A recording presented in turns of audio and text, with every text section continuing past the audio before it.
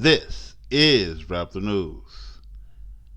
Our brother DISHAWN writes, that would be so awesome. Do you think you could do a lesson on the process and spiritual effects of fleeing Babylon? I mean, I feel like I'm actually changing in a very powerful way and have a real closeness to the Most High. Of course, he knows we can do a lesson on this, and that is what we are doing right now. And like I said to Brother DISHAWN yesterday, that he needs to continue to preach the word because people are watching you and we watch you like we watch television. God compared us to a flower that grows in the desert. It may start out small, it may start out limited, but it's going to grow to a beautiful plant in the worst, hottest place that there can be on this earth. It is going to shine. And that is what he's comparing you to, that plant. And so we are watching you grow, brother, into the plant that the Most High God said that you were like. Jeremiah 31:3. The Lord has appeared of old unto me, saying, yeah, I have loved you, brother DISHAWN, and all you Israelites, with an everlasting love, and all the people who love the Most High God along with that. Therefore, with loving kindness have I drawn thee. So you are feeling that closeness because the Most High God is becoming closer to you, or has drawn closer to you, and you are feeling the effects of that. Let's keep it moving. Ezra 9:11. 9:11 is the key fact in here. Which thou hast commanded by thy servants the prophets, saying, the land unto which you go to possess it is unclean. Right? And you're talking about the cities. It's an unclean land with the filthiness of the people of the land, the Gentiles, because of their abominations, with their abominations, which have filled it. So America and all these other European nations or Gentile nations is filled with what? Things that is abominable to God, from one end to the other with their uncleanliness. And so this is why he's telling us to flee to the desert, because they are an abomination and they are unclean. Revelation 18:4. Come out of her, my people, be not partakers of her sins, right? That you may receive none of her plagues. You don't want to be unclean and diseasy like they appear to be in the eyesight of the Most High God. Ezra 6:21. And the children of Israel which were come again out of captivity, and all such as have separated themselves, not that God came and delivered us, what he said we did? We separated ourselves unto them from the filthiness of the heathen of the land, to seek the Lord our God of Israel. To seek God, right? Exodus 7:16. And thou shalt say unto him, the Lord God of the Hebrews have sent me unto thee, saying, let my people go, that they may serve me in the desert, the wilderness, right? So we're getting away from what? The filthiness of the heathen, to do what? Go to the wilderness to serve the Most High God. Even though they got all of these markets, stores, food chains, and everything else that's so convenient in the city, and the desert has nothing, it has the Most High God, which is everything, right? And that Most High God is doing what? Drawing close to you with loving kindness, right? Once you leave to seek the Most High God, you must learn how to serve him properly in the desert, and that's what we're doing out here. Everything that we lay our hands on to do is for the Most High God. Joshua 22:5.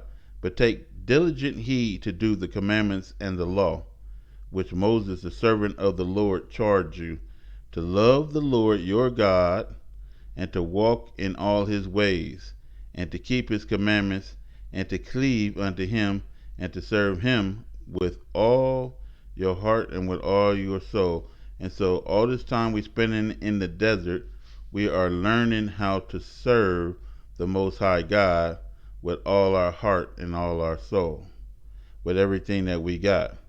Let my people go that they may serve me, but we got to learn how to serve the Most High God. We must learn to show gratitude, folks. That's how you serve God. You serve God with gratitude by rejoicing over everything God has given us, the good and the evil. Look, all things are from the Most High God. He gives all things. He created all things. And he understands all things. Deuteronomy 31, and it shall come to pass when all these things are come upon you, the blessings and the curse, the good and the evil, you show gratitude for what? The blessings and the curse. Why? Because it gave you great substance, knowledge, and understanding. If you didn't go through what you went through and is going through now, you wouldn't be such a strong people, which I have set before you.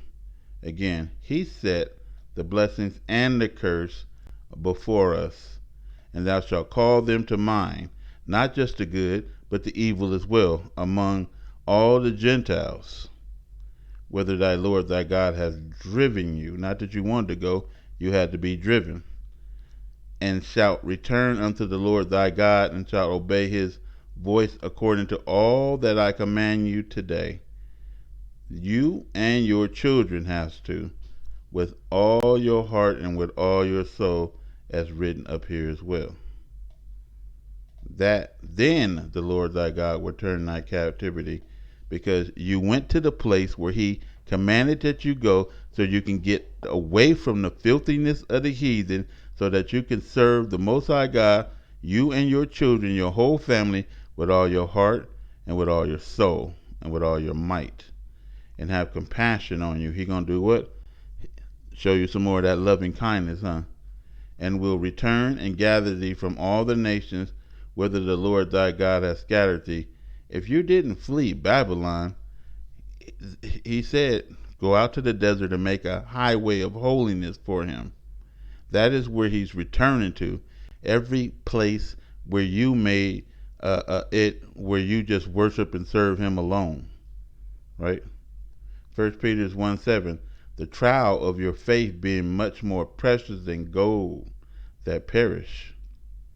All the crap that we went through and the substance that we got from this learning, is more precious than gold. Is valuable. Though it be tried with fire, we went through hell, might be found unto praise and honor and glory in the eyesight of the Most High God. 1 Peter 4:12, beloved, think it not strange concerning the fire trial which is to try you, as though some strange thing is happening unto you. But do what? Rejoice, folks. Rejoice, even though you're being tried by fire, even though you have went through all these blessings and curses, and it was holy hell, right? Deuteronomy 26:11, and thou shalt rejoice in every good thing which the Lord thy God has given you. So the evil then turns out to be good as well. Why? Because we wouldn't have had the substance and learned the lessons that we learned. We wouldn't be the strong people that we are today if we didn't go through the difficulties. In order to get buff, big, bulky, you got to go through some resistance. You got to put some weight on you. It got to be uncomfortable. In order to stay in shape, you have to work out. You have to earn everything, folks. And then you will appreciate it. When he just gave you the garden, you slipped. Now he sent you down here to earn it. And that's what you are doing. You ain't getting in the kingdom, with some free gift. He said, don't accept a free gift. You earn everything, or you burn everything. Deuteronomy 39, and the Lord thy God will make thee plenteous in every work of thy hand.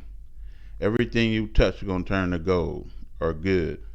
In the fruits of thy body, and in the fruits of thy cattle, and in the fruits of thy land, for good. For the Lord will again rejoice over you, because you went to the desert and did what? Rejoiced in every good thing, right? The good and the evil. He will again rejoice over you for good, as he rejoiced over your fathers, right? Deuteronomy 10:12. And now, Israel, what does the Lord thy God require of you? What does he want from you? But to fear the Lord thy God, fear his hail, and fear his wrath and his punishment if you go astray from him, and to walk in all his ways, and to what? Love him. Not to like him, not to say, oh, we don't do this shit, we gonna go to hell. No, to love him, to say, this is a fair and just God who just gives people what they put in. Nothing more and nothing less. Just give them what they earn. Recompense them according to their ways, right? Let them reap what they sow. And to serve the Lord thy God with all thy heart and with all thy soul, because you got to think about it. If God had so willed, he could put pins and needles for the ground and make your skin more sensitive and delicate and have you walk on that shit, and then set a fire under your ass as you're walking while he plummeting you with meteorites and everything else, and just watch you suffer. No, you're dealing with a good God, and you need to appreciate and show gratitude to this God who can destroy you at once. But he's sitting there loving you, and you need to appreciate your creator and love him back. Ecclesiastes 12:13. Let us hear the conclusion of the whole matter of this life. Fear God and keep his commandments, right? For this is the whole duty of man. Romans 8:28.